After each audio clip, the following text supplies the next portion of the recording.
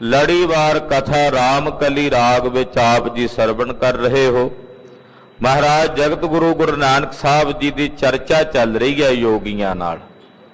एक मछंदर नाम के योगी नाल सतगुरु जी की वार्ता हो रही है। सरवण करन तो पहला आखिए जी सतनाम श्री वाहिगुरु साहिब जी। राम कली महला पहला। सोना माछिंदरा नानक बोला। राम कली राग है। पंजवें पहले पातशाह धन गुरु नानक देव साहब जगत गुरु जी ये बचन उचारण कर रहे हैं। सुन माछिंदरा नानक बोले। हे मछंदर नाथ सुन। गुरु नानक साहब बोलते ने मछंदर जी सुनो। मछंदर नाथ बड़ा प्रसिद्ध नाथ है। ਇਹਦੇ ਬਾਰੇ ਕਿਹਾ ਜਾਂਦਾ ਵੀ ਮੱਛ ਦੇ ਪੇਟ ਤੋਂ ਪੈਦਾ ਹੋਇਆ। ਮੱਛ ਦੇ ਪੇਟ ਤੋਂ ਬਣਿਆ ਪੈਦਾ ਹੋਇਆ, ਇਸ ਕਰਕੇ ਮੱਛੰਦਰ, ਇੱਥੋਂ ਇਹਦਾ ਨਾਮ ਬਣਿਆ ਮਛੰਦਰ। ਮਹਾਰਾਜ ਜੀ ਕਹਿੰਦੇ ਮਛੰਦਰ ਜੀ ਸੁਣੋ। ਹਾਂਜੀ। ਵਸਗਤ ਪੰਚ ਕਰੇ ਨਹ ਡੋਲਾ। ਅਸਲ 'ਚ ਜੋਗੀ ਕੌਣ ਹੈ? ਸੁਣੋ ਤੁਹਾਨੂੰ ਦੱਸੀਏ ਯੋਗ ਦੀ ਪਰਿਭਾਸ਼ਾ ਕੀ ਹੈ। ਪਾਤਸ਼ਾਹ ਕਹਿੰਦੇ ਜਿਹੜਾ ਪੰਜਾਂ ਨੂੰ ਕਾਬੂ ਕਰ ਲਵੇ, ਵਸ 'ਚ ਕਰ ਲਵੇ। ਵਸਗਤ ਪੰਚ ਕਰੇ ਨਹ ਡੋਲਾ। ਪੰਜਾਂ ਦੀ ਚਾਲ ਨੂੰ ਵਸ 'ਚ ਕਰ ਲੇ। ਕਾਮ ਨੂੰ, ਕ੍ਰੋਧ ਨੂੰ, ਲੋਭ ਨੂੰ, ਮੋਹ ਨੂੰ, ਹੰਕਾਰ ਨੂੰ, ਇਹਨਾਂ ਪੰਜਾਂ ਨੂੰ ਵਸ 'ਚ ਕਰ ਲਵੇ ਤੇ ਡੋਲੇ ਨਾ, ਉਹ ਯੋਗੀ ਹੈ ਜਿਹੜਾ ਇਹਨਾਂ ਪੰਜਾਂ ਤੇ ਜਿੱਤ ਪ੍ਰਾਪਤ ਕਰ ਲੈ। ਯੋਗੀ ਦਾ ਵੈਸੇ ਅਰਥ ਹੁੰਦਾ ਜੁੜਿਆ ਹੋਇਆ, ਨਿਰੰਕਾਰ ਨਾਲ ਜੁੜ ਕੇ, ਜਿਹਨੂੰ ਇਹ ਸਭ ਕੁਝ ਭੁੱਲਿਆ ਹੋਇਆ, ਜਿਹਦੀ ਸਿਮਰਤੀ ਵਿੱਚ ਵੀ ਨਹੀਂ ਰਿਹਾ ਇਹ ਸਭ ਕੁਝ, ਉਹਨੂੰ ਯੋਗੀ ਕਹਿੰਦੇ ਆ। ਤੇ ਜੇ ਸਿਮਰਤੀ ਵਿੱਚ ਇਹ ਸਾਰਾ ਕੁਝ ਬਣਿਆ ਹੋਇਆ, ਕਾਮ ਕ੍ਰੋਧ ਈਰਖਾ ਬਖੀਲੀ, ਫਿਰ ਯੋਗੀ ਕਿਵੇਂ ਹੋਇਆ? ਜਿਵੇਂ ਇੱਕ ਬੱਚਾ ਕਿਸੇ ਖੇਡ 'ਚ ਵਿਅਸਤ ਹੁੰਦਾ ਨਾ, ਸੱਜੇ ਖੱਬੇ ਕੁਝ ਵੀ ਹੋ ਰਿਹਾ ਹੋਵੇ, ਕਿਤੇ ਰੋਲਾ ਪੈ ਰਿਹਾ, ਕੌਣ ਕੀ ਕਹਿ ਰਿਹਾ, ਉਹਨੂੰ ਕਿਸੇ ਪਾਸੇ ਧਿਆਨ ਨਹੀਂ, ਉਹਦੀ ਸਿਮਰਤੀ 'ਚ ਸਿਰਫ ਉਹ ਖੇਡ ਵਸ ਰਹੀ ਹੈ।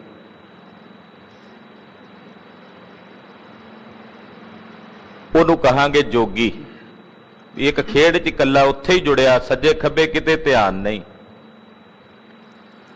ਜਿਹੜਾ ਪਾਰ ਬ੍ਰਹਮ ਪਰਮੇਸ਼ਰ ਨਾਲ ਹੀ ਜੁੜਿਆ ਹੋਇਆ ਤੇ ਜਿਸ ਦੀ ਸਿਮਰਤੀ ਵਿੱਚ, ਸੁਰਤੀ ਵਿੱਚ ਇਹਨਾਂ ਵਿਕਾਰਾਂ ਦਾ ਲੇਸ਼ ਵੀ ਨਾ ਰਹੇ, ਫੁਰਨਾ ਵੀ ਨਾ ਰਵੇ, ਉਹਨੂੰ ਕਹਾਂਗੇ ਯੋਗੀ। ਗੁਰੂ ਨਾਨਕ ਸਾਹਿਬ ਉਹਨੂੰ ਯੋਗੀ ਮੰਨਦੇ ਆ। ਪਾਤਸ਼ਾਹ ਕਹਿੰਦੇ ਵਸਗਤ ਪੰਚ ਕਰੇ ਨਹਿ ਡੋਲੇ। ਇਹਨਾਂ ਪੰਜਾਂ ਨੂੰ ਵਸ 'ਚ ਕਰ ਲਵੇ ਤੇ ਡੋਲੇ ਨਾ। ਐਸੀ ਜੁਗਤ ਜੋਗ ਕਉ ਪਾਲੇ। ਔਰ ਇਹੋ ਜੀ ਜੁਗਤ ਨਾਲ ਯੋਗ ਦੀ ਪਾਲਣਾ ਕਰੇ। ਇਹੋ ਜੀ ਜੁਗਤ ਸਹਿਤ, ਜਿਹੜੀ ਜੁਗਤ ਮਹਾਰਾਜ ਜੀ ਕਹਿੰਦੇ ਅਸੀਂ ਦੱਸ ਰਹੇ, ਇਸ ਜੁਗਤ ਦੇ ਨਾਲ ਯੋਗ ਦੀ ਪਾਲਣਾ ਕਰੇ, ਡੋਲੇ ਨਾ। ਜਿਹੜਾ ਡੋਲਿਆ ਹੀ ਰਹੇ ਉਹ ਕਾਹਦਾ ਯੋਗੀ? ਜਿਹੜਾ ਜੁੜਿਆ ਹੋਇਆ ਪਰਮੇਸ਼ਰ ਨਾਲ ਉਹ ਕਦੇ ਡੋਲਦਾ ਨਹੀਂ। ਉਹ ਤਾਂ ਤਤੀਆਂ ਤਵੀਆਂ ਤੇ ਬੈਠ ਕੇ ਨਹੀਂ ਡੋਲਦਾ, ਆਰਿਆਂ ਦੇ ਥੱਲੇ ਨਹੀਂ ਡੋਲਦਾ, ਬੰਦ ਬੰਦ ਕੱਟੇ ਜਾਣ ਤੇ ਨਹੀਂ ਡੋਲਦਾ। ਉਹ ਹੈ ਯੋਗੀ ਜੁੜਿਆ ਹੋਇਆ। ਜਿਹੜਾ ਥਾਂ ਥਾਂ ਤੇ ਹੀ ਡੋਲਿਆ ਰਹੇ ਉਹ ਕਾਹਦਾ ਯੋਗੀ?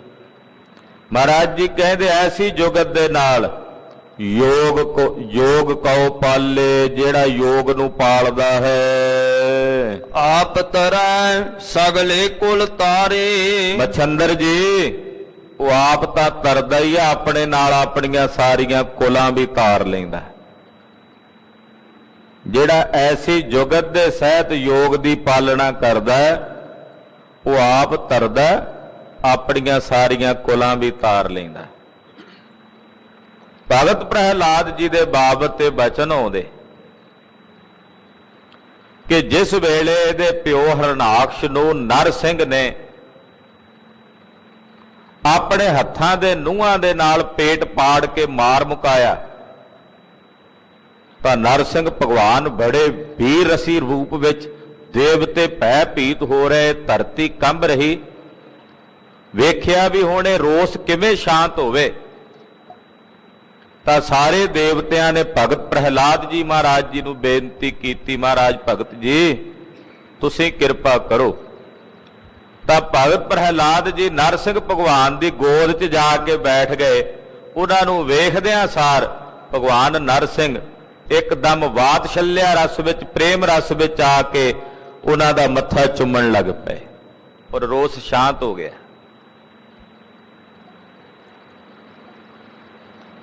ਇੱਕਦਮ ਵਾਤਸല്ਯ ਰਸ ਆ ਗਿਆ, ਪ੍ਰੇਮ 'ਚ ਆ ਗਏ। ਤਾਂ ਭਗਤ ਪ੍ਰਹਿਲਾਦ ਜੀ ਨੇ ਉਸ ਵੇਲੇ ਬੇਨਤੀ ਕੀਤੀ, ਹੈ ਭਗਵਾਨ ਭਾਵੇਂ ਕਿ ਮੇਰਾ ਪਿਤਾ ਰਾਖਸ਼ ਸੀ ਪਰ ਤਪਸਵੀ ਵੀ ਸੀ। ਪੁੱਤਰ ਦਾ ਧਰਮ ਹੁੰਦਾ, ਕਰਤੱਵ ਹੁੰਦਾ, ਜਿਹੜਾ ਆਪਣੇ ਵਡੇਰੇ ਨੂੰ, ਆਪਣੇ ਬਜ਼ੁਰਗ ਨੂੰ ਵੀ ਨਰਕ 'ਚ ਨਾ ਡਿੱਗਣ ਦੇਵੇ। ਉਹਨੂੰ ਕਹਿੰਦੇ ਨੇ ਪੁੱਤਰ। ਹੂ ਨਾਮ ਨਰਕ ਦਾ ਹੁੰਦਾ, ਤਰ ਨਾਮ ਤਾਰਨੇ ਵਾਲੇ ਦਾ ਹੁੰਦਾ। ਤੇ ਤੁਸੀਂ ਮੇਰੇ ਪਿਤਾ ਦੀ ਵੀ ਮੁਕਤੀ ਕਰ ਦਿਓ, ਉਹਦਾ ਵੀ ਜਨਮ ਮਰਨ ਕੱਟ ਦਿਓ। ਤਾਂ ਭਗਵਾਨ ਜੀ ਇਤਨੇ ਪ੍ਰਸੰਨ ਹੋਏ ਤੇ ਕਹਿਣ ਲੱਗੇ, ਪ੍ਰਹਿਲਾਦ ਕੱਲੇ ਤੇਰੇ ਪਿਤਾ ਦਾ ਹੀ ਉਧਾਰ ਨਹੀਂ ਹੋਇਆ, ਅਸੀਂ ਤੇਰੀਆਂ 21 ਕੁਲਾਂ ਤਾਰ ਦਿੱਤੀਆਂ ਹਨ। ਪਾਰ ਬ੍ਰਹਮ ਪਰਮੇਸ਼ਰ ਦੀ ਬੰਦਗੀ ਸਰਬ ਕੁਲਾਂ ਦਾ ਉਧਾਰ ਕਰ ਦਿੰਦੀ। ਇੱਥੇ ਮਹਾਰਾਜ ਜੀ ਫਰਮਾ ਰਹੇ ਨੇ, ਜਗਤ ਗੁਰੂ ਗੁਰੂ ਨਾਨਕ ਸਾਹਿਬ, ਜਿਹੜਾ ਇਹੋ ਜੀ ਜੁਗਤ ਸਹਿਜ ਯੋਗ ਦੀ ਪਾਲਣ ਹੈ, ਆਪ ਤਰੈ ਸਗਲੇ ਕੁਲ ਤਾਰੇ।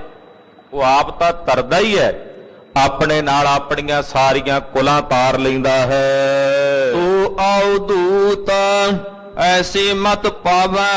ਅਸਲ ਵਿੱਚ ਉਹੀ ਅਵਧੂਤ ਹੈ। ਅਵਧੂਤ ਕਹਿੰਦੇ ਨੇ ਵਿਰਕਤ ਨੂੰ, ਸੰਨਿਆਸੀ ਨੂੰ, ਜਿਹੜਾ ਸਭ ਕੁਝ ਤਿਆਗ ਕੇ ਵਿਰਕਤ ਹੋ ਜਾਏ ਉਹਨੂੰ ਅਵਧੂਤ ਕਹਿੰਦੇ ਆ। ਮਹਾਰਾਜ ਜੀ ਕਹਿੰਦੇ ਅਸਲ ਵਿੱਚ ਉਹੀ ਅਵਧੂਤ ਹੈ ਜਿਹੜਾ ਇਹੋ ਜੀ ਮਤ ਨੂੰ ਪ੍ਰਾਪਤ ਕਰ ਲਵੇ। ਅਹਨਿਸ ਸੁਨ ਸਮਾਦ ਸਮਾਵੈ। ਰਾਤ ਦਿਨ ਅਫੁਰ ਸਮਾਧੀ ਵਿੱਚ, ਸੁਨ ਸਮਾਧੀ ਵਿੱਚ ਸਮਾਇਆ ਰਵੇ। ਰਾਤ ਦਿਨ ਨਿਰੰਤਰ ਪਰਮੇਸ਼ਰ ਦੀ ਅਫੁਰ ਅਵਸਥਾ, ਜਿੱਥੇ ਕੋਈ ਫੁਰਨਾ ਨਹੀਂ, ਜਿੱਥੇ ਕੋਈ ਸੰਕਲਪ ਵਿਕਲਪ ਨਹੀਂ, ਇਹੋ ਜੀ ਸੁਨ ਸਮਾਧੀ 'ਚ ਸਮਾਇਆ ਰਹੇ। ਰਹਾਉ ਭਿਖਿਆ ਪਾਏ ਭਗਤ ਭੈ ਚੱਲੈ। ਪਰਮੇਸ਼ਰ ਦੀ ਪ੍ਰੇਮਾ ਭਗਤੀ ਦੀ ਭਿਖਿਆ ਲੈ ਕੇ ਉਸ ਅਕਾਲ ਪੁਰਖ ਦੇ ਭੈ ਵਿੱਚ ਚੱਲੇ, ਭੈ ਵਿੱਚ ਟੁਰੇ। ਇਹ ਯੋਗੀ ਦੀ ਪਰਿਭਾਸ਼ਾ ਹੈ। ਯੋਗੀ ਭਿਖਿਆ ਮੰਗਦੇ ਆ। ਮਹਾਰਾਜ ਜੀ ਕਹਿੰਦੇ ਸਾਡੀ ਦ੍ਰਿਸ਼ਟੀ 'ਚ ਉਹ ਯੋਗੀ ਹੈ ਜਿਹੜਾ ਪਰਮੇਸ਼ਰ ਦੀ ਪ੍ਰੇਮਾ ਭਗਤੀ ਦੀ ਭਿਖਿਆ ਮੰਗੇ ਔਰ ਅਕਾਲ ਪੁਰਖ ਦੇ ਭੈ ਵਿੱਚ, ਉਹਦੇ ਡਰ ਵਿੱਚ ਚੱਲੇ। ਹੋਵੈ ਸੋ ਤ੍ਰਿਪਤ ਸੰਤੋਖ ਅਮੁੱਲੈ। ਸਬਰ ਦਾ ਅਮਲ ਕਰਕੇ, ਕਿਉਂਕਿ ਯੋਗੀ ਅਕਸਰ ਭੰਗ ਪੀਂਦੇ, ਸ਼ਰਾਬ ਦਾ ਅਮਲ ਕਰਦੇ। ਮਹਾਰਾਜ ਜੀ ਕਹਿੰਦੇ ਜਿਹੜੇ ਸਬਰ ਤੇ ਸੰਤੋਖ ਦਾ ਅਮਲ ਕਰਦੇ ਨੇ, ਜਿਨ੍ਹਾਂ ਨੂੰ ਸਬਰ ਸੰਤੋਖ ਦੀ ਬਿਰਤੀ ਆ ਗਈ ਹੈ, ਉਹ ਫਿਰ ਤ੍ਰਿਪਤ ਹੋ ਜਾਂਦੇ ਨੇ। ਉਹਨਾਂ ਨੂੰ ਕੋਈ ਹੋਰ ਖਵਾਹਿਸ਼, ਕੋਈ ਹੋਰ ਵਾਸ਼ਨਾ, ਕਾਮਨਾ, ਕਾਂਖਾ ਨਹੀਂ ਰਹਿੰਦੀ। ਧਿਆਨ ਰੂਪ ਹੋਏ ਆਸਣ ਪਾਵੈ। ਜਿਹਨੂੰ ਧਿਆ ਰਹੇ ਨੇ ਉਸੇ ਦਾ ਰੂਪ ਹੋ ਜਾਂਦੇ ਨੇ ਯੋਗੀ। ਧਿਆਨ ਰੂਪ, ਧੇ ਰੂਪ ਹੀ ਹੋ ਜਾਂਦੇ ਨੇ। ਜਿਸ ਨੂੰ ਧਿਆ ਰਹੇ ਨੇ ਉਹਦੇ ਵਿੱਚ ਹੀ ਇੱਕਮਿਕ ਹੋ ਜਾਂਦੇ। ਇਹੀ ਉਹਨਾਂ ਦਾ ਆਸਣ ਹੈ। ਯੋਗੀ 84 ਆਸਣ ਕਰਦੇ, ਜੋਗ ਸਿੱਧ ਆਸਣ 84 ਇਹ ਪੀ ਕਰ ਕਰ ਰਹਿਆ। ਵੱਡੀ ਆਰਜਾ ਫਿਰ ਜਨਮੈ, ਹਰ ਸਿਉ ਸੰਗ ਨਾ ਗਹਿਆ। ਬਾਦਸ਼ਾਹ ਕਹਿੰਦੇ ਪਰਮੇਸ਼ਰ ਦੇ ਰੂਪ ਨੂੰ ਜਿਸ ਨੂੰ ਧਿਆ ਰਹੇ ਆ, ਉਹਦੇ ਵਿੱਚ ਹੀ ਮਿਲ ਕੇ ਉਹਦਾ ਰੂਪ ਹੋ ਜਾਣਾ, ਇਹੀ ਆਸਣ ਹੈ। ਇਹ ਸ੍ਰੇਸ਼ਟ ਆਸਣ ਉਹਨਾਂ ਨਾਮ ਰਸੀਆਂ ਨੂੰ ਪ੍ਰਾਪਤ ਹੁੰਦਾ ਹੈ। ਸੱਚ ਨਾਮ ਤਾੜੀ ਚ ਤੁਲਾਵੈ। ਪਰਮੇਸ਼ਰ ਦੇ ਸੱਚੇ ਨਾਮ ਨਾਲ ਉਹਨਾਂ ਦੀ ਤਾੜੀ ਲੱਗੀ ਹੋਈ ਹੈ, ਚਿੱਤ ਲੱਗਾ ਹੋਇਆ। ਇਹ ਉਹਨਾਂ ਦੀ ਤਾੜੀ ਹੈ। ਯੋਗੀ ਤਾੜੀ ਲਾ ਕੇ ਸਮਾਧੀ ਲਾਉਂਦੇ ਆ ਨਾ, ਜਿਵੇਂ ਕਿਸੇ ਨਸ਼ੇ ਦਾ ਸੇਵਨ ਕਰਨ ਤੋਂ ਬਾਅਦ। ਮਹਾਰਾਜ ਜੀ ਕਹਿੰਦੇ ਸੱਚੇ ਨਾਮ ਨਾਲ ਆਪਣਾ ਚਿੱਤ ਲਾਉਣਾ, ਇਹੀ ਅਸਲ ਵਿੱਚ ਤਾੜੀ ਲੱਗੀ ਹੋਈ ਹੈ। ਨਾਨਕ ਬੋਲੇ ਅੰਮ੍ਰਿਤ ਬਾਣੀ, ਧੰਨ ਗੁਰੂ ਨਾਨਕ ਸਾਹਿਬ ਜੀ ਕਹਿੰਦੇ ਅਸੀਂ ਇਹ ਅੰਮ੍ਰਿਤ ਬਾਣੀ ਬੋਲ ਰਹੇ ਹਾਂ। ਸੁਣ ਮਾ ਛਿੰਦਰਾ ਆਉਦੂ ਨੀਸਾਣੀ। ਇਹ ਮਛੰਦਰ ਅਵਧੂ ਦੀ ਨਿਸ਼ਾਨੀ ਹੈ, ਇੱਕ ਅਵਧੂਤ ਸਾਧੂ ਦੀ, ਵਿਰਕਤ ਸਾਧੂ ਦੀ ਇਹ ਨਿਸ਼ਾਨੀ ਹੈ। ਆਸਾ ਮਾਹੇ ਨਿਰਾਸ ਬੁਲਾਏ, ਕਿ ਜਿਹੜਾ ਅਵਧੂਤ ਹੈ ਉਹ ਆਸਾ ਵਿੱਚ ਨਿਰਾਸ਼ ਹੋ ਕੇ ਆਪਣੇ ਦਿਨਾਂ ਨੂੰ ਬੁਲਾਏ ਬਤੀਤ ਕਰਦਾ। ਉਹ ਕਹਿੰਦਾ 4 ਦਿਨ ਦੀ ਜ਼ਿੰਦਗੀ ਹੈ, ਇਹ ਬੁਲਾ ਕੇ ਕੱਢ ਲਈਏ ਕਿਸੇ ਤਰੀਕੇ। ਕਿਹੜਾ ਕੋਈ ਲੰਮਾ ਜੀਵਨ ਹੈ, ਕਾਹਦੀਆਂ ਆਸਾਂ ਕਰਨੀਆਂ। ਆਸਾ ਵਿੱਚ ਰਹਿੰਦਾ ਹੋਇਆ ਵੀ ਨਿਰਾਸ਼ਾ ਸਹਿਤ, ਉਦਾਸੀ ਸਹਿਤ, ਉਪਰਾਮਤਾ ਸਹਿਤ ਉਹ ਆਪਣੀ ਜ਼ਿੰਦਗੀ ਦੇ ਦਿਨ ਬਣਾਉਂਦਾ, ਬਤੀਤ ਕਰਦਾ। ਨਿਹਚਾਉ ਨਾਨਕ ਕਰਤੇ ਪਾਏ, ਨਿਹਚੋ ਹੀ ਧੰਨ ਗੁਰੂ ਨਾਨਕ ਸਾਹਿਬ ਕਹਿੰਦੇ ਉਸ ਕਰਤਾ ਪੁਰਖ ਅਕਾਲ ਪੁਰਖ ਦੇ ਸਰੂਪ ਨੂੰ ਪ੍ਰਾਪਤ ਕਰ ਲੈਂਦੇ ਹਨ।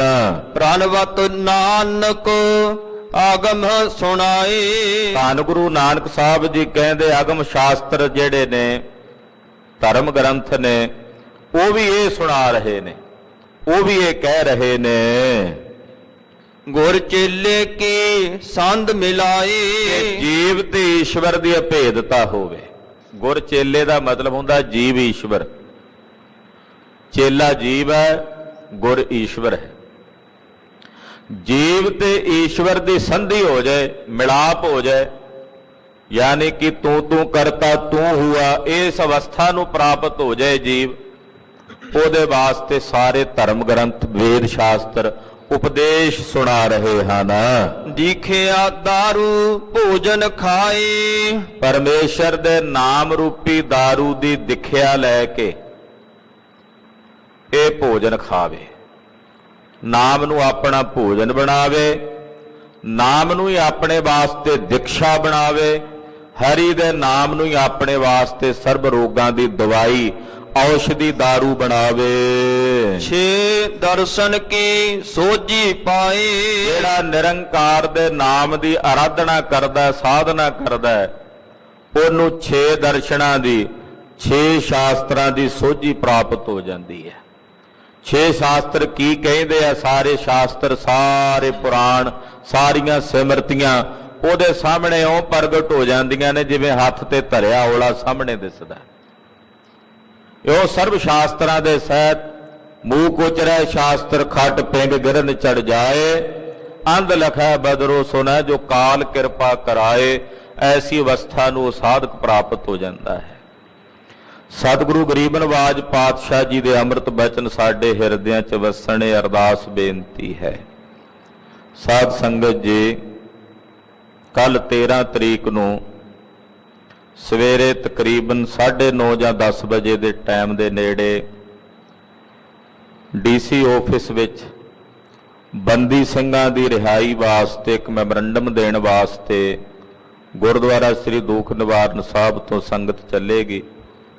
ਸਮੂਹ ਸੰਗਤਾਂ ਨੂੰ ਬੇਨਤੀ ਹੈ ਕਿ ਇਸ ਮੈਮੋਰੰਡਮ ਦੇਣ ਦੇ ਜੋ ਇਹ ਸਮਾਗਮ ਲਿਖਿਆ ਗਿਆ ਹੈ ਸਮੁੱਚੇ ਪੰਥ ਵੱਲੋਂ, ਉਹਨਾਂ ਬੰਦੀ ਸਿੰਘਾਂ ਵਾਸਤੇ ਜਿਹੜੇ 27 ਸਾਲ ਤੋਂ 32 ਸਾਲ ਤੋਂ ਪੰਥ ਵਾਸਤੇ ਘਾਲਣਾ ਘਾਲ ਕੇ ਜੇਲ੍ਹਾਂ ਵਿੱਚ ਡੱਕੇ ਹੋਏ ਨੇ, ਸਜ਼ਾਵਾਂ ਤੋਂ ਵੱਧ ਸਜ਼ਾਵਾਂ ਭੋਗ ਚੁੱਕੇ ਹਨ, ਉਹਨਾਂ ਦੀ ਰਿਹਾਈ ਵਾਸਤੇ ਮੈਮੋਰੰਡਮ ਦੇਣ ਵਾਸਤੇ ਡੀਸੀ ਆਫਿਸ ਕੱਲ ਸਵੇਰੇ 10 ਵਜੇ ਗੁਰਦੁਆਰਾ ਸ੍ਰੀ ਦੁੱਖ ਨਿਵਾਰਨ ਸਾਹਿਬ ਤੋਂ ਇੱਕ ਸੰਗਤ ਦਾ ਵਫਦ ਜਾਵੇਗਾ। ਸਮੂਹ ਸੰਗਤਾਂ ਨੂੰ ਬੇਨਤੀ ਹੈ ਕਿ ਆਪ ਜੀ ਨੇ ਆਪਣੀ ਜ਼ਿੰਮੇਵਾਰੀ ਸਮਝਦਿਆਂ ਹੋਇਆਂ ਕੱਲ ਸਵੇਰੇ 10 ਵਜੇ ਗੁਰਦੁਆਰਾ ਦੁੱਖ ਨਿਵਾਰਨ ਸਾਹਿਬ ਵਿਖੇ ਇਕੱਤਰ ਹੋਣਾ।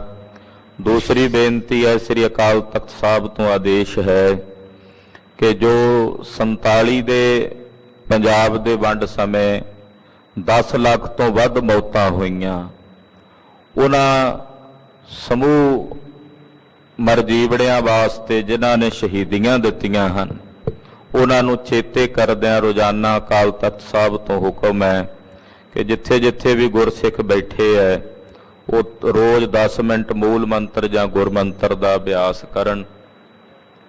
ਔਰ 16 ਤਰੀਕ ਨੂੰ ਗੁਰਦੁਆਰਾ ਸ੍ਰੀ ਦੁੱਖ ਨਿਵਾਰਨ ਸਾਹਿਬ ਵਿਖੇ ਸਵੇਰ 10 ਵਜੇ ਉਹਨਾਂ ਸਮੂਹ ਸ਼ਹੀਦਾਂ ਨੂੰ ਚੇਤੇ ਕਰਦਿਆਂ ਅਰਦਾਸ ਬੇਨਤੀ ਕੀਤੀ ਜਾਵੇਗੀ।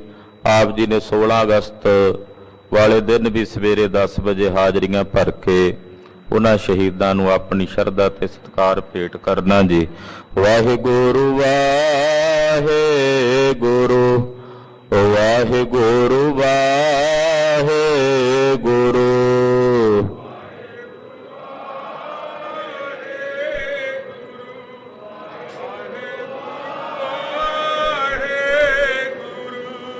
ਵਾਹਿਗੁਰੂ ਵਾਹਿਗੁਰੂ ਵਾਹਿਗੁਰੂ ਵਾਹਿਗੁਰੂ।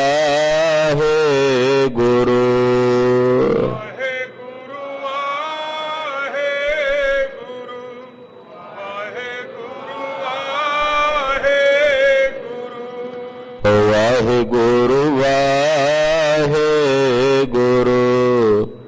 ਵਾਹਿਗੁਰੂ ਵਾਹਿਗੁਰੂ।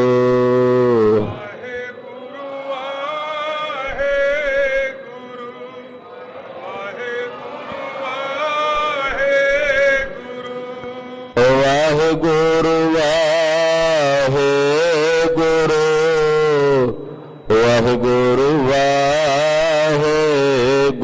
ਵਾਹਿਗੁਰੂ ਵਾਹਿਗੁਰੂ ਵਾਹਿਗੁਰੂ। ਵਾਹਿਗੁਰੂ ਵਾਹਿਗੁਰੂ ਵਾਹਿਗੁਰੂ ਵਾਹਿਗੁਰੂ। ਵਾਹਿਗੁਰੂ ਵਾਹਿਗੁਰੂ ਵਾਹਿਗੁਰੂ ਵਾਹਿਗੁਰੂ। ਵਾਹਿਗੁਰੂ ਵਾਹਿਗੁਰੂ ਵਾਹਿਗੁਰੂ ਵਾਹਿਗੁਰੂ। ਵਾਹਿਗੁਰੂ ਵਾਹਿਗੁਰੂ ਵਾਹਿਗੁਰੂ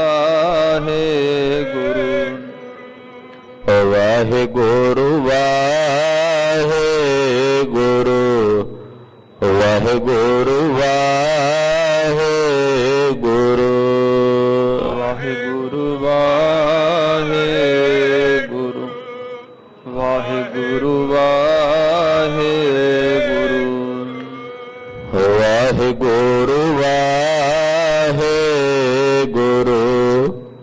ਵਾਹਿਗੁਰੂ ਵਾਹਿਗੁਰੂ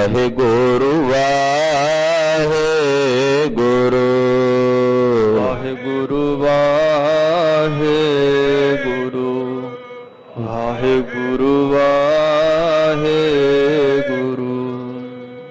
ਵਾਹਿਗੁਰੂ। ਵਾਹਿਗੁਰੂ ਵਾਹਿਗੁਰੂ ਵਾਹਿਗੁਰੂ ਵਾਹਿਗੁਰੂ। ਵਾਹਿਗੁਰੂ ਵਾਹਿਗੁਰੂ ਵਾਹਿਗੁਰੂ ਵਾਹਿਗੁਰੂ।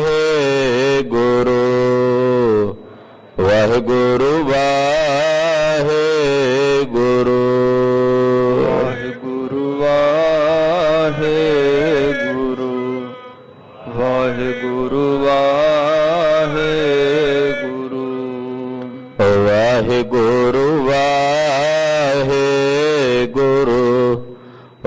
ਵਾਹਿਗੁਰੂ